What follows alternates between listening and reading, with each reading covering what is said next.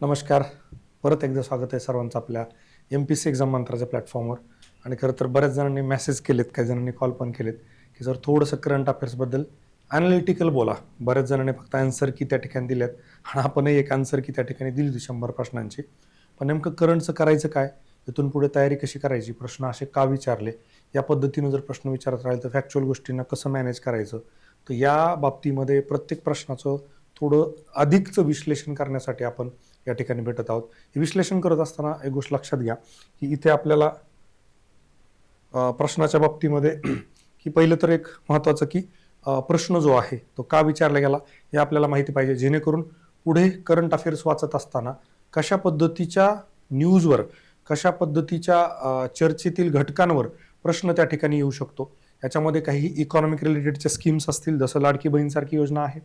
Supreme कोर्टाचं अत्यंत महत्त्वाचं article 21ला त्या ठिकाणी अजून ब्रॉडर अँड इन्क्लुझिव्ह करणारं एक सुप्रीम कोर्टचं जजमेंट असेल, त्याच्यावरचा प्रश्न असेल, किंवा नॅशनल ई गव्हर्नन्सचा जो काही अवॉर्ड आहे महाराष्ट्रातील एका आदिवासी गावाला त्या ठिकाणी मिळालेला आहे. त्यानंतर हैदराबादमध्ये झालेला मिस वर्ल्डचा जो काही एक इव्हेंट असतो तो इव्हेंट असेल, तर तिथे त्या न्यूजवर का प्रश्न विचारलेला आहे. लोकमान्य टिळकांचा अवॉर्ड नितीन गडकरींना दिला, तो प्रश्न का विचारला गेलेला आहे. या प्रश्नांची तयारी कशी केली पाहिजे, जेणेकरून पुढे येणारे प्रश्न जे आहेत आपल्याला टॅकल करता येतील. त्यामुळं थोडंसं ज्यांना सिरियसली पुढे काहीतरी चांगल्या गोष्टी करायच्या अशा विद्यार्थ्यांनीच हा व्हिडिओ बघावा. थोडंसं एंटरटेनमेंट, काहीतरी फक्त आन्सर की याच्यासाठी हा व्हिडिओ नाही आहे. तर कदाचित तुमच्या इथं अपेक्षा पूर्ण होणार नाहीत. त्यामुळं हौशे गवशे नवशे जे आहेत ते इथून पुढे व्हिडिओ थांबू शकता. राईट. फक्त ज्यांना पुढे अधिकारी व्हायचं आहे, ज्यांना करंट अफेअर्स किंवा चालू घडामोडीमध्ये चांगल्या पद्धतीनं तयारी करायची आहे, एक अप्रोच डेव्हलप करायचा आहे आणि पुढे येणाऱ्या करंटच्या प्रश्नांमध्ये मॅक्झिमम उत्तरं त्या ठिकाणी मिळवायचे आहेत, अशा विद्यार्थ्यांसाठी मात्र पुढे येणारा जो काय चर्चा आहे, पुढे येणारी चर्चा ती अत्यंत महत्त्वाची त्या ठिकाणी असणार आहे. थोडंसं मी हळू बोलतोय कारण अजूनही मला ताप आहे. संध्याकाळचे 12 वाजत आलेत. आज ॲक्च्युली पॅरासिटामॉल घेतली नाही, अँटीबायोटिकच घेतोय मी कालपासून. खूप पॅरासिटामॉल झाल्या त्यामुळं, पण ते बऱ्याचशा विद्यार्थ्यांचे फोन आणि मेसेज येत होते, त्यामुळे म्हटलं चला आज ते कम्प्लीटच करून टाकू. एकदा राहिलं की गोष्टी राहूनच जातात. उद्यापासून परत मग आपल्या डिस्क्रिप्टिव्हच्या बाबतीमधले असेल किंवा धुरंधर बॅच असेल किंवा इतर ग्रामरची आपण असेंड नावाची ग्रामरची एक बॅच असेल, बाकीच्या बाबतीमधलं नियोजन त्या ठिकाणी चालू होईल. त्यामुळे म्हटलं आता हे उशिरा का होईना पण ते कम्प्लीट करावं. त्यामुळे जे विद्यार्थी सिरियस आहेत, ज्यांना खरंच करंट अफेअर्सच्या बाबतीमध्ये एक दिशा पाहिजे, त्याच विद्यार्थ्यांनी कृपा करून पुढचा व्हिडिओ बघा. बाकीच्यांनी खाली कमेंट करून सांगू शकता आतापर्यंतचा व्हिडिओ कसा वाटला, काय वाटला, एंटरटेनमेंट झाली का, नसेल झाली तर तेही तुम्ही त्या ठिकाणी सांगू शकता. आणि सिरियस विद्यार्थी जे आहेत त्यांनाही मी सांगेल की कमेंट करून निश्चितपणे कळवा तुमचं म्हणणं ह्या करंटच्या बाबतीमध्ये काय, विद्यार्थ्यांचा पर्स्पेक्टिव्ह नेमका तिथे काय आहे. काय वाटतं तुम्हाला, 25 पासून थोडासा करंट अफेअर्सचा पॅटर्न बदलला आहे का, जसं 2024ला राजेशाह पूर्वला छोट्या छोट्या गोष्टींमध्ये पकडलं होतं तसं काही दिसतंय का, किंवा जे काही एरियाज त्यांनी टॅप केलेत प्रश्न विचारण्यासाठी ते कॉमन आहेत का, किंवा तुम्ही अभ्यासामध्ये ते आणले होते का. खरं तर करंट अफेअर्सचं बघा, सीएम करंट मंत्रामध्ये आपण ह्या गोष्टी बऱ्यापैकी घेतलेल्याच होत्या, पण किती लोकांनी करंट मंत्रा सीएम वाचले मला माहित नाही त्याबद्दल. पण आपल्याशी जोडले गेलेले विद्यार्थी मॅक्झिमम विद्यार्थ्यांनी ते वाचलेलं आहे आणि आपण एकदम त्याला छोटं कन्साइज केलेलं आहे. 15 महिन्यामध्ये आपण एक मॅगझिन बनवतो आणि यावेळेस एका मॅगझिनमधून म्हणजे 15 पानातून 4 प्रश्न इथे आपल्याला डायरेक्टली बघायला मिळालेले आहेत. आणि ग्रुप बी मध्ये त्या 2 मंथच्या पीडीएफ मधून 5 प्रश्न आपल्याला बघायला मिळाले. प्रचंड हिट रेशो करंट मंत्रा म्हणजे सीएमचा आपल्याला त्या ठिकाणी बघायला मिळालेला आहे. आता आपण करंट अफेअर्सच्या बाबतीमध्ये चर्चा करूया. थोडंसं स्लो होतंय, आय कॅन अंडरस्टँड, पण थोडंसं आता तब्येतीमुळे मला तेवढं करावं लागणार आहे, कारण त्याशिवाय ते पूर्ण मला करता येणार नाही. प्रश्न होता PM धनधान्य कृषी योजनाबाबत खालीपैकी योग्य कथने ओळखा. आता या पद्धतीचे प्रश्न जे आहेत ना, आता रिसेंटमध्ये त्यांनी विचारायला चालू केलेले आहे. रिसेंटली विचारायला चालू केलेली मला नेमकं काय म्हणायचंय तर थोडंसं फॅक्च्युअल गोष्टी ज्या आहेत त्याच्यावर त्यांनी भर दिलेला आहे आणि बऱ्याच वेळेला चुकीच्या फॅक्ट दिलेल्या आहेत. आता एवढं आपण सहसा बघा, आपण करंट मंत्रामध्ये पण 100 जिल्ह्यांचा याला बोल्ड करून दिलेलं होतं, पण आता अशा भरपूर स्कीम्स आपण वाचलेल्या असतात, तर त्या आपल्याला परीक्षेमध्ये त्या मोमेंटला आठवणं मला असं वाटतं हे त्या ठिकाणी ज्याचा त्याचा अभ्यासाचा भाग आहे. आता काही काही लोक तर एवढं मोठमोठं करंट करतात, मला डाऊटच येतो की एवढं कसं परीक्षेत अॅक्युरेटली त्यांना आठवतं. आपलं एकदम छोटा असूनही आठवेल का नाही याची गॅरंटी मी देऊ शकत नाही. आता इथे जर बघितलं, केंद्रीय मंत्रिमंडळाने 16 जुलै 25 रोजी PMDDKY योजनेला मंजुरी दिली. आता एखाद्या योजनेला मंजुरी देणं म्हणजे आता बघा योजनेच्या बाबतीमध्ये आपल्याला काय काय बघायला मिळू शकतं, तर त्या योजनेच्या बाबतीमध्ये योजना अनाऊन्स कधी केली, बरोबर आहे. बऱ्याच वेळेला आपले आदरणीय पंतप्रधान लाल किल्ल्यावरून बऱ्याचशा योजना त्या ठिकाणी डिक्लेअर करत असतात. कॅबिनेटचा अप्रुव्हल, मंजुरी कधी मिळाली, लागू कधी झाली. म्हणजे एका स्कीमच्या जर 3 डेट असतील तर साधारणतः 100 जरी आपण स्कीम बघितल्या 300 तारखा इथेच झाल्या. मला असं वाटतं कुठेतरी आता एवढ्या डिटेलमध्ये तारखा आपल्याला लक्षात ठेवणं त्या ठिकाणी व्हेरी डिफिकल्ट आहे. फेमस स्कीम्स आहेत, फ्लॅगशिप स्कीम्स आहेत, चर्चेतील स्कीम्स आहेत. अशा स्कीम्सच्या आपण चालू करण्याच्या डेट्स त्या ठिकाणी लक्षात निश्चितपणे ठेवू शकतो. मात्र एवढं सगळं बेसिक बारीक डिटेलमध्ये लक्षात ठेवण्याची मला वैयक्तिक आवश्यकता वाटत नाही. माझा अप्रोच इथे थोडासा वेगळा राहील, कदाचित कोणाला पटणारही नाही. माझं स्पष्ट म्हणणं आहे, अशा वेळेस मंजुरी दिली का, अशा वेळेस ह्या प्रश्नांना जर माहीत नसेल तर त्याला योग्य करायला काहीही हरकत नाही. दुसरं बघा, ही योजना 200 कृषी जिल्ह्यांमध्ये विकासाला चालना देण्यासाठी डिझाईन केलेली आहे. आता इथे काय होतं की थोडंसं लॉजिकली जर विचार केला तर आपल्याला फॅक्ट तेवढ्या लक्षात राहणं इज व्हेरी डिफिकल्ट. मग अशा वेळेस आयदर काही म्हणेल की सर ब्रॉडर इन्क्लुजन दोन्ही घेऊन जातो, अर्थात त्याचं ते काही चूक नाहीये. पण आयोगानं इथे जे केलंय ना की 2 मधलं एखादं स्टेटमेंट जे आहे, ग्रुप बी मध्ये पण आपण बघितलं, करंटमध्ये कम्प्लिटली 2 प्रश्न आहेत, एकामध्ये थीम बरोबर आहे, एकामध्ये थीम चूक आहे. म्हणजे करंटमध्ये 2 स्टेटमेंट मधली एक फॅक्ट त्या ठिकाणी चुकीची दिलेली आहे. असा ट्रेंड हा सध्या आपल्याला बघायला मिळतो. मग त्या अनुषंगाने आपल्याला थोडंसं विचारपूर्वक त्या ठिकाणी निर्णय घ्यायला जातो. त्यामुळे अशा पद्धतीचा प्रश्न जर आपण अभ्यास केलेला नसेल तर हा अवघड कॅटेगरीमध्ये जातो. मात्र ज्यांनी करंट मंत्रात सीएमओ असलेलं होतं त्यांनी ते 100 जिल्ह्यांचा हा बोल्ड जो काय आपण निळ्या कलरमध्ये दिलेला शब्द होता तो जर लक्षात ठेवला असता तर कदाचित त्यांना ते बरोबर गेलं असतं. त्यामुळे या प्रश्नांच्या बाबतीमध्ये विचार करत असताना की पीएम धनधान्य कृषी योजना, तर विषय काय हा करंट रिलेटेड आहे. ही योजना जी आहे, म्हणजे करंट मधल्या ज्या महत्वाच्या योजना आहेत त्यामध्ये दोन्ही पण आल्या. त्याच्यामध्ये तुमची महाराष्ट्र शासनाची स्कीम आली, त्यामध्ये तुमचं त्या ठिकाणी केंद्रीय सरकारची पण स्कीम आली. या दोन्ही स्कीमच्या अनुषंगानं आपल्याला त्या ठिकाणी ऍटलिस्ट एक 20-25 स्कीम्स ज्या आहेत रिसेंटली लॉन्च झालेल्या, त्यांच्या बेसिक गोष्टी आपल्याला माहिती असणं आवश्यक निश्चितपणे त्या ठिकाणी आहे. तर हा प्रश्न आहे, याच्यामुळं आपल्याला करंट मधल्या ज्या स्कीम्स आहेत त्या तयारी करावं लागणार आहे पुढे येणाऱ्या परीक्षांसाठी. आता ह्या स्कीमविषयी जर आपण माहिती बघायचा प्रयत्न केला तर प्रधानमंत्री धनय कृषी योजना याचं नाव आहे. कालावधी 6 वर्ष, 25-26 पासून ही 6 वर्षांसाठी त्या ठिकाणी स्कीम असणार आहे. त्यानंतर याच्यामध्ये मुख्य उद्दिष्ट काय, बऱ्याच वेळेला आयोग मुख्य उद्दिष्ट विचारत असतं. मुख्य उद्दिष्ट आपल्याला माहिती आहे, आपण त्यालाच बोल्ड केलं होतं, कृषी उत्पादकता वाढवणे. बऱ्यापैकी कृषीच्या ज्या योजना असतात त्याच्यामध्ये एक घटक हा असतो, जसं आपलं पूर्वी जी एक स्कीम म्हणजे गव्हर्नमेंटचा अजेंडा होता की डबलिंग द फार्मर्स इन्कम, त्याच्या अंडर बऱ्यापैकी गोष्टी त्यांनी चालू केलेल्या होत्या. त्याचा एक भाग म्हणून कृषी उत्पादकता वाढवणे एक त्यातलं महत्वाचं त्या ठिकाणी उद्दिष्ट आहे. पीक विविधता आणि शाश्वत कृषी पद्धतींचा अवलंब. आता पीक विविधता आणि शाश्वत कृषी पद्धतींचा वापर, पीक विविधता म्हणजे काय, डायव्हर्सिफिकेशन ऑफ क्रॉप्स. विषय काय होतोय की क्रॉप जे आहेत, मोनोक्रॉपिंग ज्याला आपण म्हणतो, की प्रत्येक ठिकाणी जर तुम्ही कापूस घ्यायला लागले, प्रत्येक ठिकाणी तुम्ही मका घ्यायला लागले तर नॅचरली बायोडायव्हर्सिटी जी आहे तर ती कमी व्हायला लागते. आणि जेव्हा आपण एन्व्हायरमेंटमध्ये पण शिकलोय बायोडायव्हर्सिटी कमी व्हायला लागते, त्यावेळेस काय होतं की त्याचं नष्ट होण्याचे चान्सेस खूप जास्त असतात. त्यामुळे गव्हर्नमेंट स्वतः प्रमोट करते की तुम्ही मिलेटच्या बाबतीमध्ये आपण बघितलं वेगळी व्हरायटी वाढवली पाहिजे. ते एक त्याच्यामध्ये आहे. काढणीनंतर साठवणूक क्षमता आणि सिंचन सुविधा सुधारणे, थोडी ब्रॉड लेवलची आहे. धनय कृषी योजना आहे. म्हणजे तुम्ही एक लक्षात घ्या, काढणीनंतर साठवणूक, पोस्ट हार्वेस्टिंग जे आहे, दीर्घकालीन अल्पकालीन कर्ज. बघा हा एक खूप महत्वाचा आहे, दीर्घकालीन तसेच अल्पकालीन ह्या दोन्ही गोष्टी, म्हणजे लॉंग टर्म आणि शॉर्टवाले दोन्ही कर्ज त्या ठिकाणी उपलब्ध करून देण्यासाठी प्रधानमंत्री धनय कृषी योजना त्या ठिकाणी आहे. हा एक अत्यंत महत्वाचा पॉईंट आहे. 100 जिल्ह्यांचा विकास करण्याचे उद्दिष्ट हे आपण बघितलेलंच आहे. जिल्हा निवड, कृषी उत्पादकता, कमी पीक तीव्रता आणि कमी कर्ज वितरण या 3 प्रमुख निकषांवर आधारित प्रत्येक राज्यातून किमान एक जिल्हा. हा पण खूप महत्वाचा पॉईंट आहे. प्रत्येक राज्यातून किमान एक तरी जिल्हा त्या ठिकाणी ते निवडणार आहेत. आता 100 जिल्हे पूर्ण भारतातून जर घ्यायचे म्हटलं, महाराष्ट्रातून 2 जिल्हे तर त्या ठिकाणी जाऊ शकतात. तर जिल्ह्याची निवड 3 क्रायटेरियावर त्यांनी ठेवलेली आहे. अशा प्रकारे हा पीएम धनधान्य कृषी योजनेचा प्रश्न त्या ठिकाणी आपण इथं बघितलेला आहे. आता याच्या पुढे जाऊन आपण पुढचा प्रश्न बघतोय बघा. पुढचा प्रश्न आहे पुढचा, सामाजिक विकासासाठी दुसरी जागतिक शिखर परिषद 2025 ही 4 ते 6 नोव्हेंबर 2025 दरम्यान डॅश डॅश येथे झाली. आता अशा प्रश्नांमध्ये काय होतं माहितीये का, थोडंसं त्यांनी हिंट देण्याचा प्रयत्न केलेला आहे. म्हणजे बऱ्यापैकी वेळेला आपल्याला थोडंसं जागरूक राहिलो, अलर्ट राहिलो, अटेंटिव्ह राहिलो तर असे प्रश्न आपल्याला सोडवता येतात. आता इथं जर विचार केला तर सोशल डेव्हलपमेंट जो आस्पेक्ट आहे, सोशल डेव्हलपमेंट म्हणजे सामाजिक विकास ही जी संकल्पना आहे, तर सामाजिक विकास ही संकल्पना आपण जर विचार केला तर जिनेवा स्वित्झर्लंड हा हायली डेव्हलप्ड त्या ठिकाणी कंट्री आहे, अशा ठिकाणी होण्याचे चान्सेस फार कमी आहेत. कराची पाकिस्तानला सिक्युरिटीचे प्रॉब्लेम असल्यामुळे सहसा जास्त कॉन्फरन्सेस वगैरे त्या ठिकाणी होत नाहीत.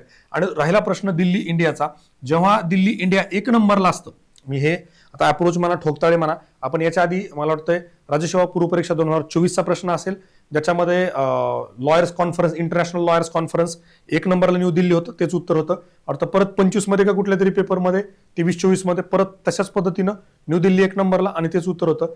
याच्या पलीकडे जाऊन मी तुम्हाला सांगेल, जेव्हा भारतामध्ये एखादी जसं 2020ची हे झाली होती G20ची, आपल्या एक पूर्ण इयर म्हणजे एक थ्रूआउट वर्षभर त्या ठिकाणी इव्हेंट चालल्या होत्या. एखादी भारतानं त्या ठिकाणी आयोजित केलेली स्पर्धा असेल, एखादी कॉन्फरन्स असेल, त्याची चर्चा खूप होत असते, ते न्यूजमध्ये राहत असतं.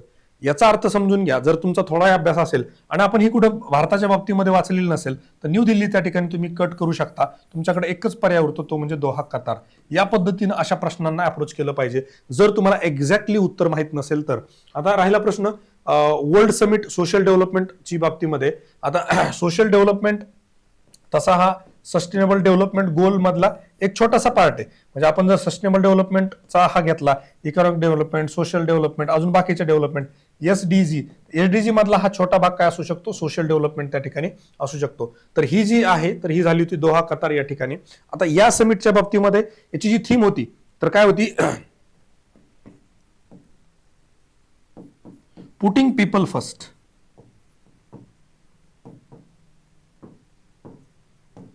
सगळ्या गोष्टींच्या पुढे लोकांना ठेवणे, म्हणजे तुमचं देश, तुमच्या देशाच्या बाकी गोष्टी आणि बाकी डेव्हलपमेंट वगैरे याच्या सगळ्या पुढे जाऊन पुटिंग पीपल फर्स्ट ही या ठिकाणी थीम होती. आता थीम आपण का या ठिकाणी बघतोय, आयोगानं मागच्या ग्रुप बीच्या पेपरमध्ये 2 त्या ठिकाणी थीम विचारल्या होत्या. 2017ला राज्यसेवा पूर्व परीक्षेमध्ये पण त्यांनी, मला वाटतं पंधरवाडाची एक स्कीम, त्याच्यामध्ये पण त्यांनी थीम त्या ठिकाणी विचारली होती. त्यामुळे बऱ्याचशा वेळेला आपल्याला ही गोष्ट लक्षात घेतली पाहिजे, एखादी इव्हेंट, एखादा दिवस, एखादा इयर जेव्हा सेलिब्रेट केलं जातं, जसं वर्ल्ड टीव्ही डे आहे, मग त्याची थीम नेमकी त्या ठिकाणी काय आहे तर ती आपल्याला माहिती असणं गरजेचं आहे. तर हे सोशल डेव्हलपमेंटचं जे काही समिट होतं, वर्ल्ड समिट, तर त्याची थीम जी होती पुटिंग पीपल फर्स्ट या ठिकाणी होती. आणि इथे अजून कुठला प्रश्न त्या ठिकाणी येतो की अशी जेव्हा एखादी इंटरनॅशनल लेवलची समिट असते, अशा इंटरनॅशनल लेवलच्या समिटमध्ये आपल्याला इंडियाचं रिप्रेझेंटेशन कोणी केलं, इंडियाला कोणी रिप्रेझेंट केलं, इंडियाच्या वतीनं कोण त्या ठिकाणी गेलं, आणि जेव्हा त्या ठिकाणी प्रेसिडेंट जात नाहीत, जेव्हा प्राईम मिनिस्टर जात नाहीत, अशा वेळेस आपल्याला त्या व्यक्तीचं नाव माहिती असणं फार गरजेचं असतं. कारण आयोगाला ही गोष्ट माहिती आहे की जर आपण ऑप्शनमध्ये प्रेसिडेंट आणि प्राईम मिनिस्टर दिले, लॉजिकली प्रत्येक जण त्या ऑप्शनकडे जाण्याचा प्रयत्न करेल. मात्र इथे त्यांनी तेच केलं, इथे प्रश्न विचारला नाहीये, पण पुढे जर प्रश्न विचारला तर ते त्या ठिकाणी विचारू शकतात. डॉक्टर मनसुख मंडारिया जे आहेत, डॉक्टर मनसुख,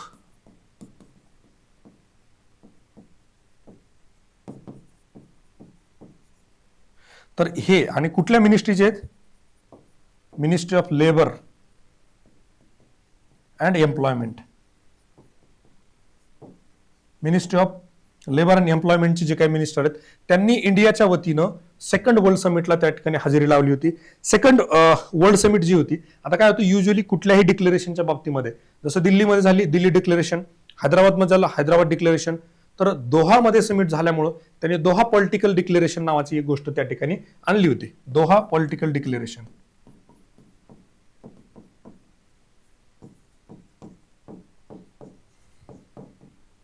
सहसा हे डिक्लेरेशन का विचारत नाहीत, जर ही समिटच दोहाला झाली आणि विचारलं काय डिक्लेरेशन होतं तर ऑब्व्हियसली ते दोहा डिक्लेरेशनच असणार आहे, त्यामुळे हे शक्यतो विचारत नाहीत, पण आपल्याला माहिती असावं. आता इथे नेमकं त्यांनी काय काय डिस्कस केलं किंवा याचा अजेंडा काय होता, याचं उद्दिष्ट काय होतं, तर सोशल प्रोग्रेस होता, एसडीजींना प्रमोट करणे तो एक होता, पॉवर्टी दारिद्र्य कमी करणं हा एक होता त्या ठिकाणी, आणि लोकांना एक चांगल्या पद्धतीचं काम त्या ठिकाणी मिळावं, लोकांना चांगले काम. आता चांगले काम हे कसं लक्षात ठेवणार तुम्ही, आपले जे मिनिस्टर गेले होते डॉक्टर मनसुख, तर ते मिनिस्टर ऑफ लेबर अँड एम्प्लॉयमेंटचे होते.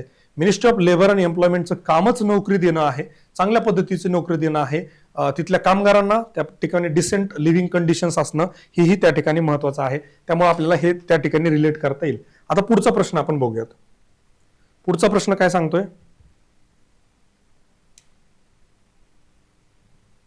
पुढचा प्रश्न बघा की खालीलपैकी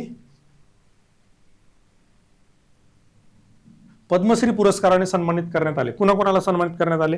R Ashwin, Harvinder Singh, I M Vijayan आणि पी आर श्रीजेश. आणि ऑप्शन आपल्याला काय दिलेले होते, त्यांनी अशा पद्धतीने दिले होते, अ ब क ड असे काहीतरी दिले होते. तर आता इथे जे करेक्ट आन्सर होतं तर ते होतं ए बी सी.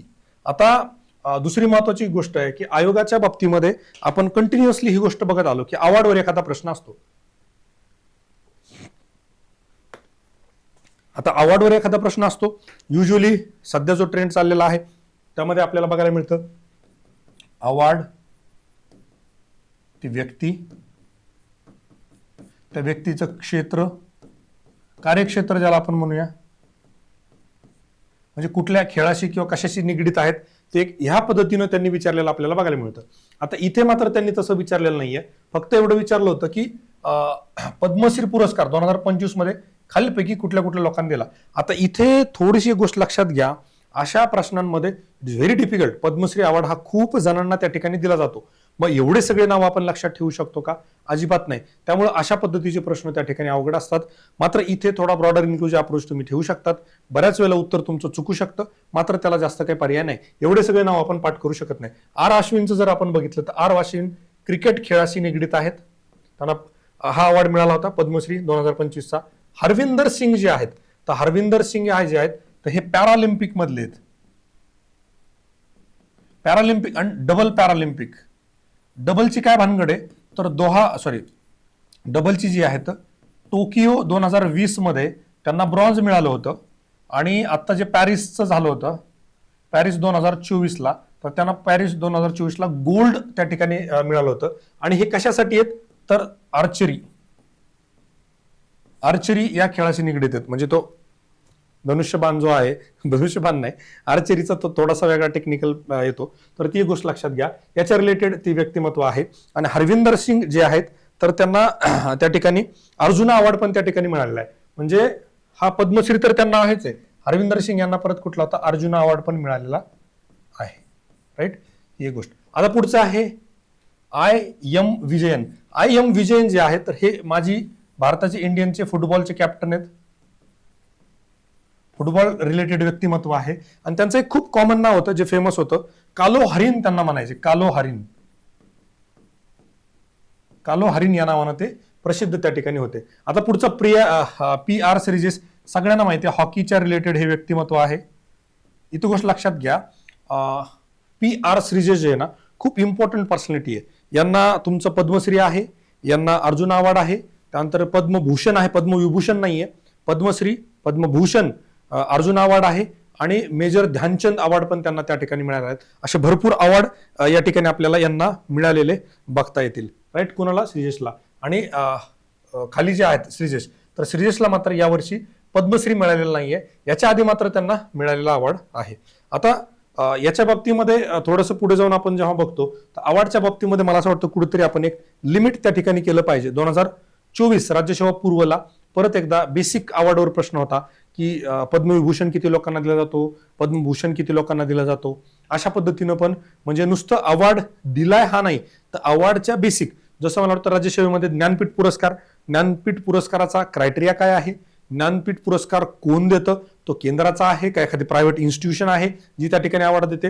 म्हणजे अवॉर्डचा अभ्यास करत असताना पहिले तर बेसिक आपल्याला बघावं लागतं कुठला अवॉर्ड आहे, त्याचा स्पॉन्सर कोण आहे, त्याची स्थापना कधीपासून चालू झालेली आहे. मात्र आतापर्यंत त्यांनी फार असं की किती अमाऊंट वगैरे देतात याच्याविषयी फार जास्त प्रश्न विचारलेला आपल्याला बघायला मिळत नाहीत. मात्र एक काहीतरी विशेष अवॉर्ड त्या ठिकाणी मिळालेला असेल तर त्या व्यक्तीचं कार्यक्षेत्र जे आहे किंवा ती व्यक्ती कुठल्या फील्डशी रिलेटेड आहे याच्यावर मात्र आपल्याला हमखास प्रश्न त्या ठिकाणी बघायला मिळतो. आता पुढचा प्रश्न जो आहे, निवडणूक प्रक्रिया सुलभ करण्यासाठी भारतीय निवडणूक आयोगाद्वारे, आय होप सगळ्यांना दिसतंय, खालीलपैकी कोणते एक एकीकृत डिजिटल प्लॅटफॉर्म आहे. एकीकृत म्हणजे काय म्हणायचं त्यांना. आता इथे मला असं वाटतं एकच गोष्ट, ती इटायमॉलॉजी जो आपला अप्रोच असतो. म्हणजे मी खूप वेळाला म्हणतो उघडा डोळे बघा नीट, प्रश्नातच तुम्हाला उत्तर त्या ठिकाणी बघायला मिळते. इथे जर तुम्ही व्यवस्थित प्रश्न वाचला, election commission of India, ECI, जर एवढं जरी आपण व्यवस्थित त्या ठिकाणी बघितलं तर ECI तुम्हाला फक्त दोन ऑप्शन मध्ये दिसतं, एक तर ECI हे नेट आणि हे इझी. आता इथे जर तुम्ही दुसरं अजून बघितलं तर हा डिजिटल प्लॅटफॉर्म आहे digital platform is more related to net. उत्तर असायला पाहिजे ECI नेट. याच्या पलीकडे जाऊन एटायमॉलॉजी सोबत तुम्हाला मी सांगितलं एलसीएम नावाचा एक आपला अप्रोच असतो, ऑडमॅन आउट पण असतो. एलसीएम मध्ये काहीच कळलं नाही तर दोन सारखे option ECI net, ECI easy, या दोनपैकी पण एका पर्यायाकडे तुम्ही जाऊ शकता. बेस्ट काय आहे की प्रश्नात दिलेले जे शब्द आहेत, प्रश्नात दिलेले जे काही कीवर्ड आहेत, त्याला डिसिफर करण्याचं काम, त्याला ऑप्शनला लिंक करण्याचं काम जर आपल्याला करता आलं तर त्या ठिकाणी आपल्याला उत्तरापर्यंत जाता येतं. इथे आपल्याला ही गोष्ट बघायला मिळते. आता इलेक्शन कमिशन ऑफ इंडियाच्या इलेक्ट्रल प्रोसेसेसच्या बाबतीमध्ये किंवा इलेक्शन कमिशनच्या रिलेटेडच्या बऱ्यापैकी गोष्टींवर कायम आयोगानं प्रश्न विचारला आपल्याला बघायला मिळेल. महाराष्ट्रामध्ये रिसेंटली इलेक्शन झालेलेच आहेत, आताही इलेक्शन चालूच आहेत आणि याच गोष्टीला समोर ठेवून हा प्रश्न विचारण्याची शक्यता त्या ठिकाणी नाकारता येत नाही. हा प्रश्न का विचारला असेल तर मला जे लॉजिक वाटतं की सध्या इलेक्शन चालू आहेत. आता ECI नेमकं काय आहे तर ECI net all in one app. All in one म्हणजे काय, इलेक्शन रिलेटेडच्या सगळ्या गोष्टी तुम्हाला इथे मिळणार. वोटर आयडी नाहीये तुम्हाला, तुम्ही अप्लाय करू शकता ह्या ऍपच्या माध्यमातून. त्यानंतर अपडेट पाहिजे तुम्हाला, करेक्शन वगैरे काय करायचे, नावात बदले कशात बदले तो त्या ठिकाणी करू शकता. तुमचं स्टेटस ट्रॅक करायचं आहे, PWD वोटर्स आहेत त्यांना काय बघायचं आहे, MMCC व्हायोलेशन रिपोर्ट करायचे तुम्हाला. आता याच्यासाठी E-व्हिजिल नावाचं पण एक ऍप आहे, सी व्हिजिल नावाचं पण एक ऍप आहे, ज्याच्याद्वारे समजा तुम्हाला उद्या दिसलं की इथं कोणीतरी एखाद्या देवाच्या नावावर मत मागत आहे, तुम्ही फोटो काढायचा आणि या ठिकाणी लावून द्यायचा. ते बरोबर इलेक्शन कमिशनचे लोक त्या ठिकाणी ते येतात आणि त्याच्यावर कारवाई करतात. आतापर्यंत असं खूप वेळा झालेलं आहे. तर ह्या बाबतीमध्ये जर तुम्हाला कंप्लेंट करायची असेल तर ECI नेटवर ते पण तुम्हाला त्या ठिकाणी करता येतं. पण एक सेपरेट त्यांचा ऍप आहे सी-व्हिजिल नावाचं, ज्याच्यावर तुम्ही particularly model code of conduct MCC आदर्श आचारसंहिता याच्या भंग केल्याच्या तक्रारी त्या ठिकाणी तुम्ही नोंदवू शकता. ही गोष्ट लक्षात घ्या. चेक कॅन्डिडेट्स बॅकग्राऊंड कॅन्डिडेटचं तुम्हाला असं वाटलं यांनी किती मर्डर केलेत, किती खून केलेत, हे दिले जाणार नाही. पण त्यांच्यावर किती क्रिमिनल केसेस आहेत, त्यांची प्रॉपर्टी किती आहे आणि या अनुषंगानं बायका किती आहेत कुणाला. जर आमचा परतूर मतदारसंघ बघितला तुम्ही तर बऱ्याच वेळेला आमच्या आमदारांच्या बाबतीमध्ये 1 बायका 2 बायका हा प्रश्नही त्या ठिकाणी बऱ्याच वेळेला येतो. तुम्हाला ऑथेंटिक माहिती पाहिजे असेल त्या उमेदवाराच्या बाबतीमध्ये तर तुम्हाला हे ECI नेट त्या ठिकाणी मिळून देतं आणि रजिस्टर कंप्लेंट आणि इतर बाकी बऱ्याचशा बाबी आपल्याला या ऍपच्या माध्यमातून त्या ठिकाणी बघायला मिळतात. आता याच्या रिलेटेड अजून काही गोष्टी आहेत त्या पुढे दिल्या, तिथं पेज बसत नाहीये, त्यामुळे आपण काय केलं इथे त्या ठिकाणी त्या गोष्टी घेतलेल्या आहेत. आता जर इथे आपण बघितलं तर मी जे तुम्हाला म्हटलं होतं सी-व्हिजिल नावाचं जे काय ऍप आहे, इथे तुम्ही कंप्लेंट रजिस्टर त्या ठिकाणी करू शकता. एनकोर नोडल ऍप आहे बघा, हे सगळेचे सगळे इलेक्शन कमिशन ऑफ इंडियाचे ऍप आहेत. तर एनकोर नोडल ऍप म्हणजे काय तर आता इलेक्शन कमिशन मध्ये शासकीय अधिकाऱ्यांना नोडल अधिकारी म्हणून त्या ठिकाणी नियुक्त केलेलं असतं. मग त्या नोडल अधिकाऱ्यांच्या रिलेटेडच्या सगळ्या गोष्टी इथे येतात. KYC know your customer type मध्ये तर इलेक्शन कमिशनच्या बाबतीमधले जे काही डेडिकेटेड मोबाईल ऍप्लिकेशन डिटेल तुम्हाला येतं. सुविधा नावाचं कॅन्डिडेटचा ऍप आहे की mobile application for candidate and political parties to track status of election permission and nomination. इथं महत्वाचं काय आहे, सुविधामध्ये परमिशन आणि नॉमिनेशन. तुम्हाला एखादी परमिशन घ्यायची, एखादं नॉमिनेशन फिल करायचं, काय करायचं त्याच्या रिलेटेडचा ऍप जे आहे सुविधा ऍप आहे. वोटर टर्नआउट तर ते लिहिलेलं आहे, वोटर हेल्पलाईन नावातच उत्तर दिलं. सक्षम नावाचं एक महत्वाचं ऍप आहे बघा, सक्षम ऍप जे आहे तर दिव्यांग जे काय लोक असतात ज्यांना आपण वल्नरेबल डिस्प्यूट्स म्हणतो की ज्यांना कुणाची मदत लागू शकते अशा बाबतीमध्ये त्यांचं नाव असेल किंवा बाकी काय असतील, नाव चेंज करायचं, कॉन्स्टिट्युन्सी बघायची, काय बघायचं याच्या बाबतीमध्ये मदत करण्यासाठी इलेक्शन कमिशनचं जे ऍप आहे त्याला आपण म्हणतो सक्षम किंवा सक्षम ECI. आणि त्यानंतर एक महत्वाचं ऑब्झर्व्हर. तर इलेक्शन कमिशननं काही काही ऑब्झर्व्हर नेमलेले असतात, त्या ऑब्झर्व्हरला काही त्या ठिकाणी बघायचं असेल माझा शेड्यूल कधी, माझी ड्युटी कुठे काय, तर त्या ऑब्झर्व्हरच्या रिलेटेडच्या सगळ्या गोष्टी ऑब्झर्व्हर आहेत. आणि सगळ्यात महत्वाचं इथे जे आहेत ESMS नावाचं एक ऍप आहे, तर इलेक्शन सीझर मॅनेजमेंट सिस्टीम. आता ही काय आहे,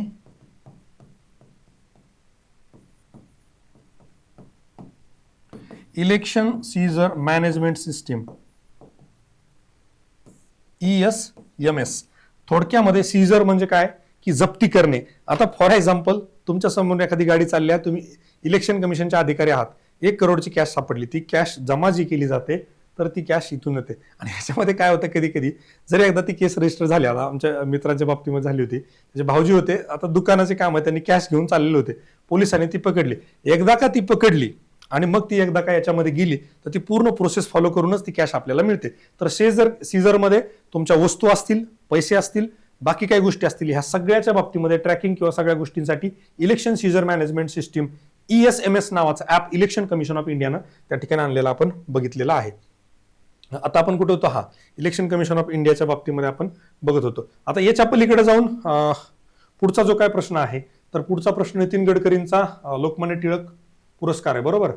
ह्या पुरस्काराच्या बाबतीमध्ये आपण आपलं जे बुक आहे सीएम करंट मंत्रा, त्याच्यामध्ये दिलं होतं क्लिअरली 43वा लोकमान्य टिळक पुरस्कार हा विजेते नितीन गडकरी यांना त्या ठिकाणी केंद्रीय मंत्री आहेत त्यांना दिला होता. आयोजक संस्था याची कोणती आहे, तर लोकमान्य टिळक स्मारक ट्रस्ट जे आहे, जे पुण्यामध्ये आहे, तर ह्या ट्रस्टच्या माध्यमातून त्या ठिकाणी हा दिला जातो. लोकमान्य टिळक स्मारक ट्रस्ट जे आहे, आणि आपल्याला माहिती असेल की आपला जो कार्यक्रम झाला होता मागच्या वेळेसचा सत्कार समारंभ, आपण तो लोकमान्य टिळक यांचा जो केसरीवाडा आहे त्या ठिकाणीच आयोजित केलेला होता. पुरस्काराचे स्वरूप स्मृतिचिन्ह, सन्मानचिन्ह 1 लाख, याच्यावर सहसा प्रश्न विचारत नाही. इथे सगळ्यात महत्वाची गोष्ट काय की पहिला पुरस्कार कोणाला दिला होता, S.M. जोशी यांना दिला होता. 2024चा जो आहे सुधा मूर्तींना, 2023चा PM नरेंद्र मोदी यांना दिला होता.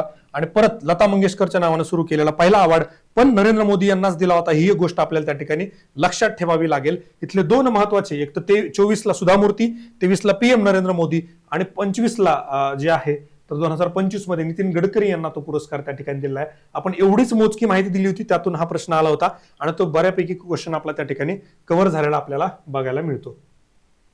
आणि याच्या पलीकडे जाऊन आपलं जे काही एक करंट मंत्र नावाचं टेलिग्राम चॅनल आहे, तर त्या टेलिग्राम चॅनलवर आपण क्वेश्चन्स पण टाकत असतो. तर 25चा लोकमान्य टिळक राष्ट्रीय पुरस्कार कोणाला जाहीर झाला, हा प्रश्न ऍज इट इज आला. फक्त आपले ऑप्शन जे आहेत आपण जरा वेगळे घेतले होते. इथं त्यांनी नितीन गडकरी त्या ठिकाणी घेतलेला आहे आणि हेच करेक्ट आन्सर आहे. अशा पद्धतीने जर तुम्हाला डिटेल मधले करंट अफेअर्सचे क्वेश्चन्स पाहिजे असतील, ठळक बातम्या पाहिजे असेल, तर तुम्ही करंट मंत्र नावाचं आपलं चॅनल जॉईन करा. त्याची लिंक डिस्क्रिप्शन मध्ये खाली दिलेली आहे. आता ह्या बाबतीमध्ये हा प्रश्न एकदा पाहिजे तर परत मी तुम्हाला त्या ठिकाणी दाखवतो. काय प्रश्न होता, राष्ट्रीय प्रगतीतील महत्वपूर्ण योगदानासाठी 43व्या लोकमान्य टिळक राष्ट्रीय पुरस्काराने कोणाला सन्मानित करण्यात आले. ह्या प्रश्नाला अप्रोच काय असला पाहिजे, कशा पद्धतीनं तुम्ही हा प्रश्न त्या ठिकाणी सोडवला पाहिजे. मला असं वाटतं इथे जर आपण एक गोष्टीकडे लक्ष दिलं तर कॉन्ट्रीब्युशन टू नॅशनल प्रोग्रेस म्हणजे तुमचं राष्ट्रीय प्रगतीतील महत्वपूर्ण योगदान. आता राष्ट्रीय प्रगतीमध्ये कोण कॉन्ट्रीब्यूट करू शकतो, ज्यांचं कार्य हे राष्ट्रीय लेवलला आहे, म्हणजे ज्यांनी आतापर्यंत कुठे ना कुठेतरी एखादं नॅशनल लेवलला पद त्या ठिकाणी सांभाळलेलं आहे. खाली आता आपण पर्याय बघूया. म्हणून मी म्हणतो एमपीएससी मध्ये बऱ्याच वेळेला प्रश्न हे अवघड असतात. आपला करंट मंत्रामधला प्रश्न अवघड होता, त्यापेक्षा हा एमपीएससीचा प्रश्न सोपा होता. हे कसा मी तुम्हाला दाखवतो. आणि बऱ्याच वेळेला मी जे म्हणतो अप्रोच हे एमपीएससीच्या पेपरमध्ये लागू होतात, टेस्ट सिरीज मध्ये नाही. त्याचं कारण हे एमपीएससी मध्ये प्रश्न अवघड असतो, ऑप्शन सोपे असतात. आता बघा, नॅशनल लेवलला जर आपण विचारला, श्री देवेंद्र फडणवीस महाराष्ट्रापुरते मर्यादित, एकनाथ शिंदे आधी ठाण्यापुरते होते, आता महाराष्ट्रापुरते, अजित पवार परत महाराष्ट्रापुरते, नितीन गडकरी यांचा जेव्हा विचार करतो तेव्हा ऑल इंडिया लेवलला त्यांचं प्रचंड काम आहे, कारण खूप कार्यकाळ ते केंद्रीय मंत्री राहिलेले आहेत. त्यामुळे ना आपल्याला ह्या अप्रोचनं डायरेक्टली उत्तरापर्यंत जाता येतं, जरी आपल्याला एक्झॅक्टली आन्सर माहित नसेल. आणि यालाच आपण म्हणतो अप्रोच, यालाच म्हणतो आपण राईट लॉजिकल अप्रोच. आणि ह्याच बाबतीमध्ये सगळी डिटेलमध्ये चर्चा आपल्या अप्रोचच्या बॅचमध्ये आपण कायम करत असतो. आणि मला असं वाटतं बरेचसे रिक्वेस्ट करणारे विद्यार्थी जे आहेत अप्रोचच्या बॅचेस होते, की त्यांनी मला सांगितलं होतं की सर काही करून याच्यावर थोडंसं एक चर्चा त्या ठिकाणी होऊ द्या. आता पुढचा प्रश्न जो आहे, हा 2025चा काय सांगतो, 2025चा ड्युरँड कप मध्ये कोणता संघ उपविजेता ठरला. आता इथे गोष्ट लक्षात घ्या, ड्युरँड कप जो आहे तर हा कप आपल्याला का महत्वाचा आहे, तर ही गोष्ट लक्षात घ्या. इथं संघ उपविजेता विचारलाय, म्हणजे एकतर विनर जो आहे तो पण आणि रनर अप जो आहे, ह्या दोघांची नाव आपल्याला त्या ठिकाणी महत्वाच्या खेळाच्या बाबतीमध्ये आपल्याला लक्षात ठेवणं गरजेचं असतं. आता इथे ड्युरँड कप हा कशाच्या, म्हणजे बेसिकली पूर्वी जे प्रश्न विचारायचे ड्युरँड कप कशाच्या रिलेटेड आहे, तर थोडक्यात सांगायचे फुटबॉल क्लब. मात्र आता डायरेक्ट फुटबॉलचे नाव दिल्यामुळे त्याची काही गरज आपल्याला पडलेली नाहीये. याचं करेक्ट आन्सर आहे डायमंड हार्बर फुटबॉल क्लब. मला वाटतं हा प्रश्न त्या ठिकाणी जर विचार केला तर आपण एवढे डिटेलमध्ये सगळे अवॉर्ड करत नाही. रणजी ट्रॉफी आहे, इराणी ट्रॉफी आहे, ड्युरँड कप आहे, अजून वेगळे त्या ठिकाणी टेनिस मधले आपल्याला बरेचसे करावे लागतात. 4 मेन US विम्बल्डन म्हणा किंवा तुमच्या अजून फ्रेंच म्हणा किंवा हे बाकीचे 4 पण आपल्याला करायचे. त्याचे परत 2 कॅटेगरी, मेल फिमेल, परत त्याचे विजेते उपविजेते, असे बरेचसे त्या ठिकाणी होतात. त्यामुळे हा प्रश्न थोडासा अवघड त्या ठिकाणी वाटतो. मात्र परत तुम्हाला मी तेच सांगेल की हाही प्रश्न आपण आपलं जे काय करंट मंत्रा नावाचं चॅनल आहे त्या चॅनलवर ठळक बातम्या नावाचं सदर जे चालू केलेलं आहे, तिथे आपण ज्या दिवशी ती घटना घडली त्या दिवशीची संक्षिप्त स्वरूपामध्ये माहिती त्या ठिकाणी देत असतो. Durand cup North East United FC ने डायमंड, हा बघा नॉर्थ ईस्ट युनायटेड एफसीने, नॉर्थ ईस्ट युनायटेड हा त्याचा विनर होता, हा 1 नंबरला नाव टाकलंय, 2 नंबरला आता इथे तुम्हाला अजून एक अप्रोच त्या ठिकाणी काय वापरता आला असता, की युजली आपण काय सांगतो की एखादी करंट मधली घटना आहे, आपल्याला काहीही माहिती नाही, एक ऑप्शनकडे जाणं हा त्या ठिकाणी एक अप्रोच असतो. पण इथं विचारला उपविजेता, 1 ला असण्याचे चान्सेस कोणाचे आहेत, तर 1 नंबरला असण्याचे चान्सेस आहेत जो विनर येतो. मग बाय डिफॉल्ट 2 नंबरला कोण येऊ शकतो, तो येऊ शकतो डायमंड हार्बर म्हणजे उपविजेता. एफसीने डायमंड हार्बर एफसीचा पराभव केला, सलग दुसरे जेतेपद जिंकले आणि 25 वर्षात ते राखणारा पहिला संघ बनला. सलग 2दा जिंकण्याचा पराक्रम केलाय नॉर्थ ईस्ट युनायटेड एफसीनं. मात्र प्रश्न विचारलाय रनरअप वर. आणि 88 मध्ये सुरू झालेला ड्युरँड कप हा आशियातील सर्वात जुना फुटबॉल स्पर्धा आहे, ही एक गोष्ट. आणि बघा ठळक बातम्यांमध्ये पण आपण किती पॉईंट दिलेत, फक्त 4च पॉईंट त्या ठिकाणी दिलेत. 4 पॉईंटवरून एक प्रश्न आपल्याला त्या ठिकाणी बघायला मिळालेला आहे. अशा पद्धतीनं तुम्हाला मी परत तेच सांगेल, जर तुम्हाला व्यवस्थित करंट अफेअर्स करायचा असेल तर निश्चितपणे तुम्ही त्या आपल्या चॅनलला जॉईन करू शकता. In which city the 11th Asian defence ministers meeting plus was held. आता ही डिफेन्स मिनिस्टरची मीटिंग प्लस हा जो आहे मीटिंग प्लस, मीटिंगच्या व्यतिरिक्त बऱ्याचशा गोष्टी त्या ठिकाणी होणार आहे. पार्टी बिर्टी नाही होणार आहे, मीटिंगच्या रिलेटेडच्याच. म्हणजे आसियान प्लस मध्ये किंवा आसियानच्या बाबतीमध्ये प्लस जेव्हा लागतं, नवीन एखादा एरिया जसं सिक्युरिटी आहे किंवा इंटरनॅशनल रिलेटेडच्या काही गोष्टी आशियानच्या रिलेटेड आहे, अशा प्लस गोष्टी जेव्हा होतात तेव्हा ते प्लस त्या ठिकाणी लागतं. तर याचं जे आहे बँकॉक, बर्मा, सिंगापूर आणि व्हिएन्टिन. आता इथेही तुम्हाला अप्रोच जो आहे ह्या प्रश्नाला कशा पद्धतीनं करता आला असता त्याचं एक तुम्हाला उदाहरण मी त्या ठिकाणी सांगतो. इथं युजली त्यांनी विचारलं होतं सिटी. आता बर्मा जर म्हटलं तर बर्मा नावाची अशी काही सिटी वगैरे नाहीये.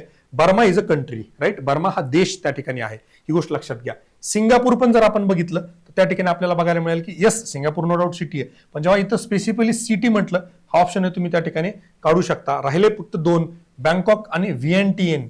व्हिएन्टिएन जे आहे तर हे लाओ पीडीआर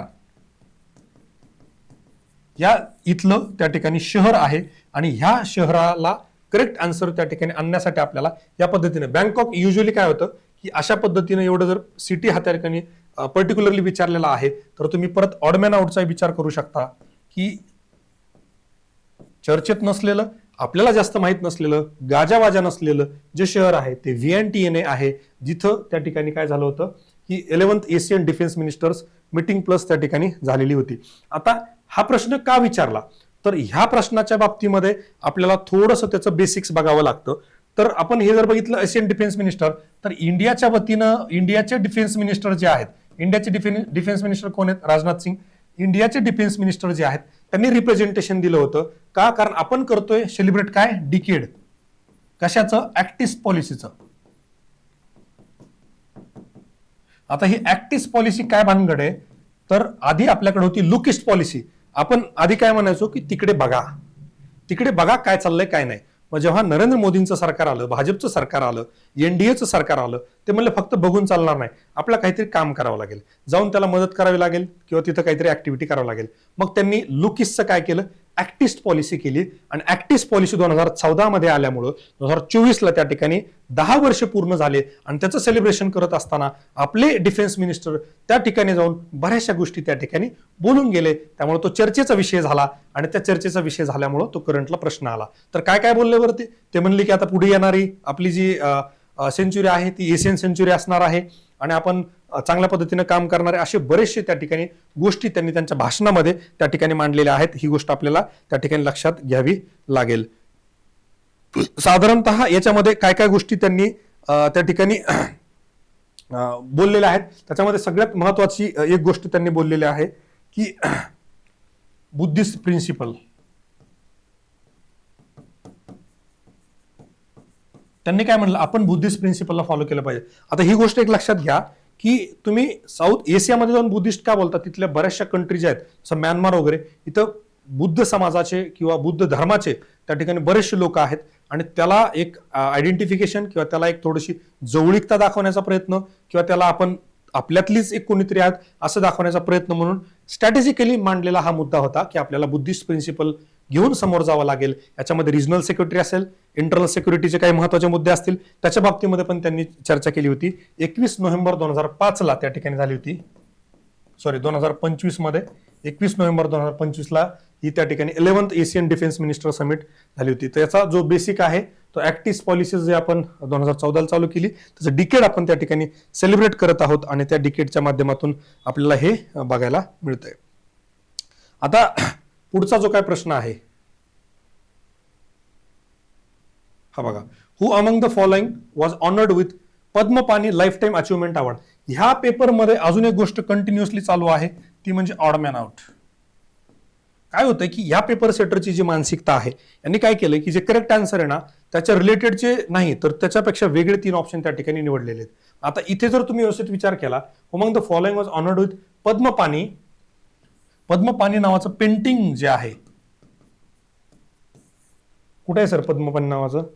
अजंठा, राईट. पद्मपाणी नावाचं जे पेंटिंग आहे ते खूप प्रसिद्ध पेंटिंग आहे आणि ह्या पेंटिंगच्या नावानं Padmapani lifetime achievement award Ajanta Ellora film फेस्टिवलमध्ये त्या ठिकाणी दिला होता. आता इथे फिल्म फेस्टिवलच्या बाबतीमध्ये दिला त्यांनी मुद्दामून तुम्हाला चुकावं म्हणून महेश कोठारे, अशोक सराफ आणि सचिन पिळगावकर तसा जर विचार केला तर हे 3ही लोक जे आहेत तर हे ऍक्टर आहेत. ऍक्टर, बरोबर आहे. आणि तिघही लोक खूप फेमस आहेत. जसं मी तुम्हाला मगाशी सांगितलं होतं, बँकॉक असेल, सिंगापूर असेल, बर्मा असेल, तिन्ही फेमस होते. व्हिएनटीएनए जे शहर आहे ते जास्त फेमस नव्हतं. ऑडमॅन आउट तिथेही आपल्याला बघायला मिळाला. इथेही आपल्याला काय बघायला मिळतं, सई परांजपे जे आहे, फक्त त्यांनी इथं थोडासा ट्रॅप करायचा काय प्रयत्न केला. सई तामणकर नावाची लेटेस्ट मधली एक ऍक्ट्रेस आहे, तिच्या नावात कोणीतरी गडबड व्हावी म्हणून कदाचित त्यांनी तसं केलं असेल. मात्र हे जे आहे व्यक्तिमत्व तर हे आहे डायरेक्टर. ऍक्टर नाहीये, डायरेक्टर आहे. Related with respect to film industry, right. But director असल्यामुळे त्या ठिकाणी काय केलेलं आहे आपल्याला बघायला मिळेल की त्या ठिकाणी हे आहे. आणि हे जे एडिशन होतं तर हे होतं 10वं एडिशन होतं आणि यालाच आपण काय म्हणतो international film festival 10th addition त्या ठिकाणी झालं होतं. आणि कुठं होणार बरे? अजंठा, संभाजीनगर, बरोबर आहे. संभाजीनगर या ठिकाणी ते झालेलं आपल्याला बघायला मिळालं. आता पुढचा प्रश्न, 1985 मध्ये विद्यापीठाच्या स्थापनेपासून इंदिरा गांधी राष्ट्रीय मुक्त विद्यापीठाच्या पहिल्या महिला कुलगुरू, इथं इव्हेंट बघा, पहिल्या महिला कुलगुरू, त्यामुळे हा प्रश्न त्या ठिकाणी विचारलेला आहे. एखादी घटना जेव्हा पहिल्यांदा घडते तेव्हा ती आपल्या अभ्यासाचा भाग बनते. हे आपल्याला चालू घडमाडीचा अभ्यास करत असताना त्या ठिकाणी लक्षात ठेवावं लागेल. ही गोष्ट लक्षात घ्या. पुढे अभ्यास करत असताना पहिली महाराष्ट्राची मुख्यमंत्री कोणी झाली त्याच्यावर जेव्हा केव्हा होईल त्याच्या पुढच्या इयरमध्ये एमपीएससी मध्ये 100% प्रश्न विचारला जाईल. तर ही एक गोष्ट आपल्याला त्या ठिकाणी लक्षात ठेवावी लागेल.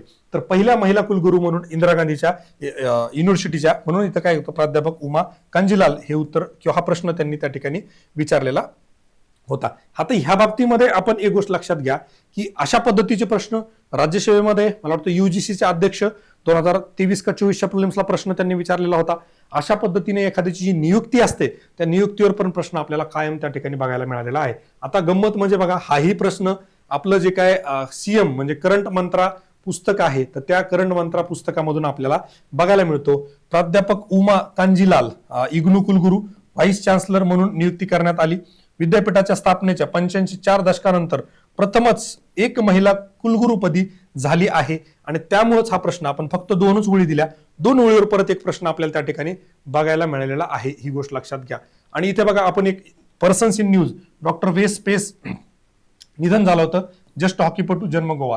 इथं जेव्हा एखाद्या व्यक्तीचं निधन होतं तेव्हा युजली त्याचं कार्यक्षेत्र विचारलेलं असतं, तो कुठल्या क्षेत्राशी निगडीत आहे. आणि इथे आपण फक्त तेवढीच गोष्ट दिली, व्यक्ती आणि त्याचं कार्यक्षेत्र, नो फापट पसारा.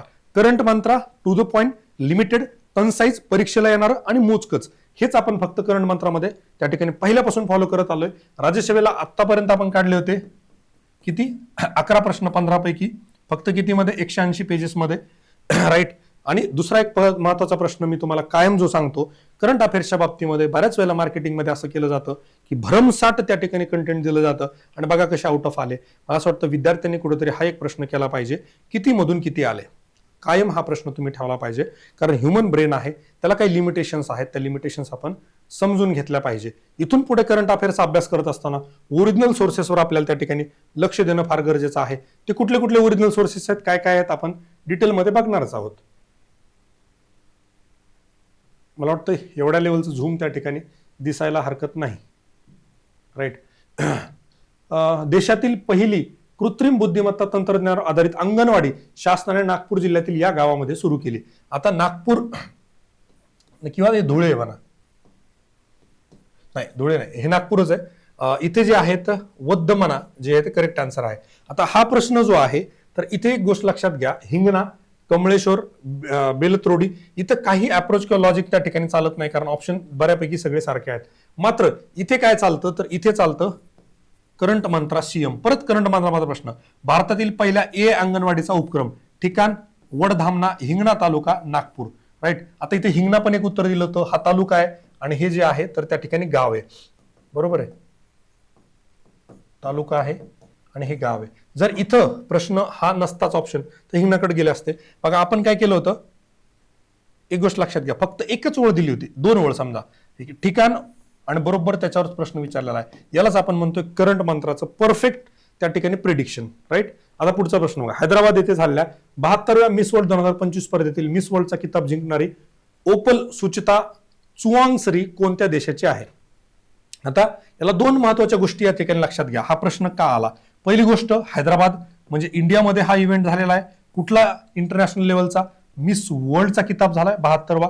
एक. नंबर 2, जे काय थायलंड उत्तर आहे तर थायलंडला फर्स्ट टाइम थायलंडच्या महिलेला त्या ठिकाणी मिस वर्ल्डचा किताब 72 वर्षामध्ये मिळालेला आहे. म्हणून हा प्रश्न त्या ठिकाणी विचारला गेला आहे. हे आपल्याला माहिती असलं पाहिजे. भारतामध्ये एखादी इंटरनॅशनल लेवलची इव्हेंट जेव्हा होते त्याच्यावर प्रश्न अपेक्षित आहे. इंटरनॅशनल लेवलला एखाद्या देश किंवा एखाद्या रिजनला पहिल्यांदा रिप्रेझेंट करणारी एखादी घटना घडत असेल त्याच्यावरही प्रश्न विचारला जातो. ह्या गोष्टी, ह्या बाबी आपल्याला चालू घडामोडीचा अभ्यास करत असताना त्या ठिकाणी लक्षात ठेवायला पाहिजेत. बरोबर आहे. आता इथे एक गोष्ट लक्षात घ्या की आपल्याला थोड्या बेसिक गोष्टी आपल्याला माहिती असणं गरजेचं आहे याच्या बाबतीमध्ये जेव्हा आपण विचार करतो तेव्हा. आता थोडंसं एक बेसिक आपण जस्ट पुढे एखादा प्रश्न आलाच हुकून चुकून तर त्याला कशा पद्धतीने टॅकल करायचं ते बघण्यासाठी आपण एक गोष्ट बघूया. आता मिस वर्ल्डच्या बाबतीमध्ये जर आपण बघितलं तर भारताच्या वतीनं, आता हे जे आहे हैदराबादला झालं होतं, भारताच्या वतीनं कोण इंडियाला रिप्रेझेंट केलं होतं? नंदिनी गुप्ता. भारताची रिप्रेझेंटेटिव्ह कोण होती? नंदिनी गुप्ता. मात्र यांना काय अवॉर्ड मिळालेला नाहीये. त्यानंतर आता हा जो आहे तर यात सगळ्यात महत्वाची गोष्ट की भारतामध्ये 72 वर्षामध्ये 72 जे काही एडिशन झालेत मिस वर्ल्डचे, बरोबर आहे, याच्यामध्ये कुणाकुणाला मिळालंय? पहिलं रीता फारिया. बरोबर आहे. कधी मिळालंय रीता फारियांना? 1966 मध्ये. त्यावेळेस भारतीय महिलाला हा किताब त्या ठिकाणी मिळालेला होता. त्यानंतर जर आपण बघितलं तर डायरेक्टली आपल्याला ऐश्वर्या राय 1994 ला, म्हणजे आम्ही शाळेमध्ये असताना मग ते रजिस्टरवर वगैरे बऱ्यापैकी फोटो यायचे. ऐश्वर्या राय असेल किंवा मला वाटतं दिया मिर्झा असेल किंवा करीना कपूर असेल, असे बरेचसे यायचे. ऐश्वर्या राय 1994 असेल. त्यानंतर डायना हेडन,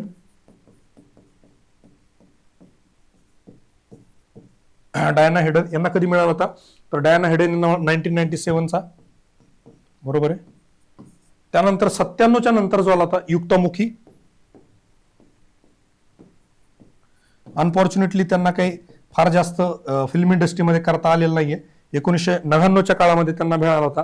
त्यानंतर मोस्ट फेमस प्रियंका चोप्रा, 2000 मध्ये अवॉर्ड मिळाला होता प्रियंका चोप्राला. प्रियंका चोप्रा आता परत एकदा चर्चेत आल्या होत्या. त्या कशामुळे? हिंडियन कुठला आता तो फाईल्स ज्या होत्या लेटेस्ट वाल्या. त्यानंतर मनुषी चिल्लर, लेटेस्ट मधलं जे आहे मनुषी चिल्लर जे आहेत 2017ला त्यांना लेटेस्टचा मिस वर्ल्ड पुरस्कार मिळालेला आहे. अशा 6 महिला ज्या आहेत त्यांना भारतामधल्या महिलांना मिस वर्ल्डचा किताब त्या ठिकाणी मिळालेला आहे. Miss Universe is different. Lara Dutta is a Miss Universe, Sushma Sen is a Miss Universe. Miss World आणि मिस युनिव्हर्स मध्ये फरक आहे. ही गोष्ट आपल्याला त्या ठिकाणी लक्षात ठेवावी लागेल. आता पुढचा जो काय प्रश्न आहे, बरोबर आहे, पुढचा प्रश्न क्वेश्चन नंबर 47. आता ह्या प्रश्नाला आपण काय अप्रोच ठेवला पाहिजे? तर बघा question, NISAR, NASA, ISRO synthetic aperture radar. तुम्हाला हा जो लॉंग फॉर्म आहे, N for N, I for ISRO, S for synthetic, A for aperture, R for radar. Mission is a joint project of ISRO and NASA. बरोबर आहे. आता हे जे होतं म्हणजे प्रश्नात उत्तर, ज्याला मी म्हणतो ना ऍट्रिब्यूट्स ऑफ क्वेश्चन, ऍट्रिब्यूट्स ऑफ क्वेश्चन प्रश्नातच त्या ठिकाणी उत्तर दिलेलं आहे, त्यामुळे याच्यामध्ये फार जास्त कोणाला डाऊट घेण्याचं काही कारण नव्हतं. दुसरं राहिला प्रश्न ओपन एंडेड जनरल स्टेटमेंट. जेव्हा एखाद्या स्टेटमेंटमध्ये फॅक्ट दिलेली नसते, थोडीशी माहिती दिलेली असते, अशा प्रश्नांच्या बाबतीमध्ये युजली करेक्ट हा अप्रोच आपण वापरला पाहिजे. आता दुसरा NISAR's primary objective are to study the land and ice deformation, land ecosystem and oceanic reasons.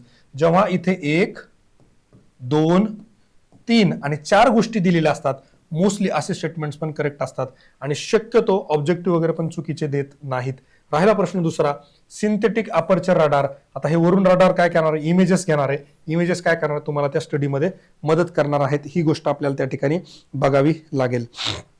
Right. आता इथे काय होतंय की हे जे आहे ना, हे पृथ्वीला थोडक्यामध्ये परिक्रमा करतंय आणि जवळपास दर 12 वर्षानंतर काय करत राहतं, इमेजेस त्याच्या नोट करत राहतं. बरोबर आहे. इमेजेस थ्रू मग काय करणार, लँडचं स्टडी करणार किंवा किती त्या ठिकाणी फॉरेस्टेशन झालेलं आहे, किती झाडाचं बायोमास त्या ठिकाणी आहे, असे वेगळे त्या ठिकाणी अभ्यास करण्यासाठी इकोसिस्टम असेल, लँड डिग्रेडेशन असेल, वेगळ्या पद्धतीनं ते रडार इमेजिंगच्या माध्यमातून इमेजेस त्या ठिकाणी कलेक्ट करण्याचं काम त्या ठिकाणी हे करत असतं. राईट. आणि इथे सगळ्यात एक महत्वाचा गोष्ट लक्षात घ्या की एल अँड एस बँडच्या माध्यमातून काम करतं. ड्युअल बँड म्हणतात त्याला, ड्युअल बँड. एल आणि एस बँडच्या माध्यमातून हे निसार त्या ठिकाणी काम करत असतं. आता पुढचा तुमची आमची सगळ्यांची फेवरेट म्हणजे लाडकी बहीण योजना.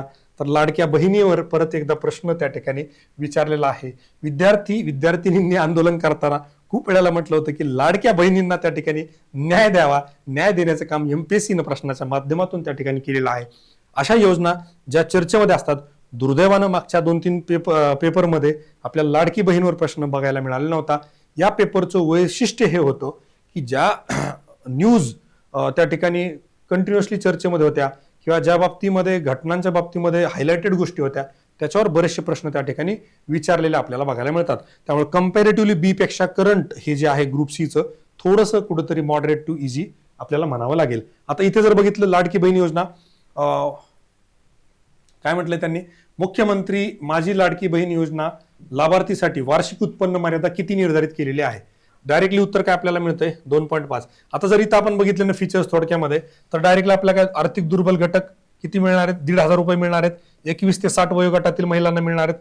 कुटुंबाचे वार्षिक उत्पन्न 2.5 लाखापेक्षा कमी असणाऱ्या महिलांना मिळणार आहे. हे थोडक्यामध्ये फीचर्स आपल्याला त्या ठिकाणी लाडक्या बहिणीचे असेल. बाकी डिटेलमध्ये लाडक्या बहिणीबद्दल आपल्याला सगळ्यांना खूप जास्त माहिती आहे, त्यामुळे मी इथं काही घेणार नाही. आता पुढचा सर्वोच्च न्यायालयाने 12 सप्टेंबर 2025 मध्ये घर खरेदी करण्याच्या हिताचे रक्षण करण्याच्या उद्देशाने घर खरेदी करणाऱ्यांच्या हिताच्या महत्वपूर्ण निर्णय देताना आवासाचा अधिकाराला संविधानाच्या कुठल्या अनुच्छेदानुसार मूलभूत अधिकार म्हणून घोषित केले. आता तसं जर हा बघितलं तर डायरेक्ट रेमेडी हा ऑप्शन यायलाही नव्हता पाहिजे. 20 मध्ये आपल्याला माहिती आहे फार जास्त काही डिटेलमध्ये नाहीये, हाही गेला असता. एकतर 19 किंवा 21 2पैकी एक असायला पाहिजे. हा फ्रीडम वाला आहे, त्यामुळे इथे याचा येण्याचा प्रश्न आहे. राईट राहिला हा सगळ्यात जास्त ब्रॉडर आणि इन्क्लुझिव्ह जे आर्टिकल आहे, आर्टिकल 20 लाईफ विथ डिग्निटी जे आहे, डिग्निटीच्या नावाखाली भरपूर गोष्टी त्या ठिकाणी इन्क्लूड करता येतात. वेगळे इंटरप्रिटेशन्स आतापर्यंत सुप्रीम कोर्टाने मांडलेले आहेत. सगळ्यात जास्त इंटरप्रिटेशन्स आर्टिकल 21च्या अंडर आहेत. आणि जेव्हा सुप्रीम कोर्टाचं एखादं इंटरप्रिटेशन येतं, एन्व्हायरमेंटच्या बाबतीमध्ये म्हणा किंवा अशा बाबतीमध्ये म्हणा येतं, तेव्हा ते आपल्याला चर्चेचा मुद्दा आपल्या परीक्षेसाठी असतो. ही एक गोष्ट आपल्याला त्या ठिकाणी लक्षात घ्यावी लागेल. तर इथे नेमकं काय झालं होतं की बरेचसे अशा काही पॉन्जी स्कीम सारख्या स्कीम आणतात की बाबा उद्या चालून ह्या बिल्डिंगचे भाव वाढणार आहेत, तुम्ही त्या ठिकाणी खरेदी करा. आणि मग काय होतं की त्याच्यावर काहीतरी लिहून घेतलं जातं आणि म्हणतात हे तुमच्या खरेदीचे पेपर आहेत, अग्रीमेंट वगैरे आहेत. अशी फसवाफसवी त्या ठिकाणी केली जाते आणि दुर्दैवानं त्या व्यक्तींना घर त्या ठिकाणी मिळत नाही. अशाच बाबतीमध्ये एक केस सुप्रीम कोर्टामध्ये फाईल झाली होती. त्या केसचं नाव आपल्याला या ठिकाणी लक्षात ठेवावं लागेल. केसचं नाव आहे मानसी ब्रार फर्नांडिस. मानसी ब्रार फर्नांडिस वर्सेस काय होतं, शुभा शर्मा. हे या केसचं नाव आहे. ही केस आपल्याला पुढे प्रश्नात जरी नाही विचारली तरी आपल्याला डिस्क्रिप्टिव्हच्या येणाऱ्या पेपरमध्ये GS2 मध्ये आपल्याला 100% त्या ठिकाणी वापरता येईल. आणि जिथे जिथे आर्टिकल 21चा रेफरन्स येईल त्यावेळेस करंट कंटेक्स्टमध्ये जेव्हा इंट्रोडक्शन करायचं असेल किंवा कन्क्लुजन करायचं असेल तेव्हा ही केस आपल्याला त्या ठिकाणी निश्चितपणे लिहिता येईल. अशा पद्धतीनं जेव्हा एखादी घटना घडत असते त्यावेळेस त्याच्यावर प्रश्न येत असतो, हे आपल्याला त्या ठिकाणी इथून बघायला मिळतं. आता हा जो उपक्रम आहे आपण मराठी आणि इंग्लिशच्या ग्रामरच्या एकदम सायंटिफिकली डिझाईन बॅचेस घेऊन येतोय. डिटेलमध्ये त्याचं लवकरच तुम्हाला सांगितलं जाईल. पुढचा प्रश्न जो आहे, राष्ट्रीय ई गव्हर्नन्स 2025 साठी महाराष्ट्रातील कुठल्या ग्रामपंचायतीला सुवर्ण पुरस्कार देण्यात आला? करेक्ट आन्सर आहे ग्रामपंचायत रोहिणी जे आहे, तर ते करेक्ट आन्सर आहे. आता इथे एक गोष्ट लक्षात घ्या, ग्रामपंचायत रोहिणी का महत्वाची आहे? एकतर धुळे जिल्हा आणि कम्प्लिटली हे जे गाव आहे आदिवासी गाव आहे, यांनी काय केलंय? सगळं पेपरलेस केलंय.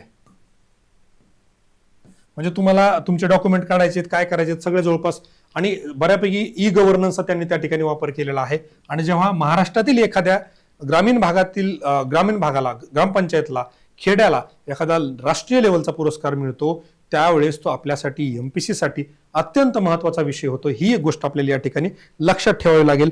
पुढे याचा अभ्यास करत असताना आपल्याला ही गोष्ट लक्षात ठेवावी लागेल. इथे सगळ्यात महत्वाचे याचे सरपंच जे आहेत डॉक्टर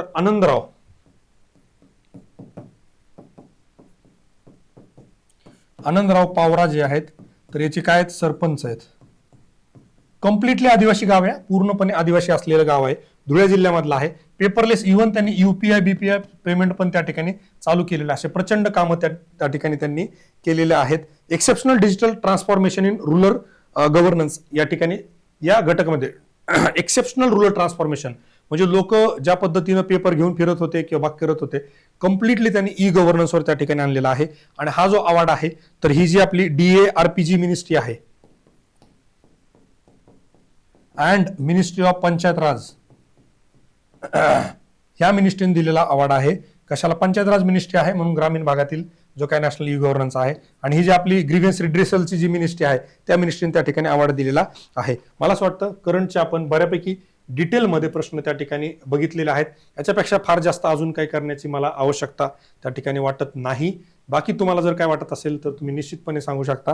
पण एक गोष्ट लक्षात घ्या, इथून पुढे तुम्हाला अभ्यास करत असताना थोडंसं न्यूजपेपरचं वाचन, बेसिक सोर्सेसचं वाचन हे निश्चितपणे करावं लागेल. जर त्या अनुषंगाने जर आपण विचार केला तर ठळक बातम्या हे जे आपण सदर चालू केले, तर गव्हर्नमेंटच्या ज्या काही वेबसाईट्स आहेत त्याच्यावरून आपण न्यूज घेतो आणि त्या कलेक्ट करून तुम्हाला देतो. तुम्हाला काय वाटतं त्याच्यावर आपण मंथली काहीतरी चालू करावं का, किंवा त्याची PDF स्वरूपामध्ये फ्रीमध्ये कंटेंट तुम्हाला द्यावं का? निश्चित कमेंट करून तुम्ही सांगू शकता. बाकी परत एकदा तेच सांगेल, काय होतं की करंटला किती करावं याला काही लिमिटेशन्स आहेत, त्यामुळे सोर्सेस निवडताना थोडी काळजी घ्या. कुठल्या तरी नोट्स मार्केटमध्ये आल्या आणि त्याच्यावर आपण पास झालो असं शक्यतो होत नाही. थोडासा एक डिटेलमध्ये अभ्यास त्या ठिकाणी करावा लागतो. बाकी बऱ्यापैकी गोष्टी आपल्या ऑलरेडी डिस्कस त्या ठिकाणी करून झालेल्या आहेत, त्या परत मी तर रिपीट करणार नाही. तुम्हाला मी तेवढंच सांगेल की चला चालत राहूया, एक एक पाऊल यशाच्या दिशेने टाकत राहूया. Let's make MPSC preparation simple with MPSC made simple. Thank you so much and all the very best my dear friend. जय हिंद, जय महाराष्ट्र.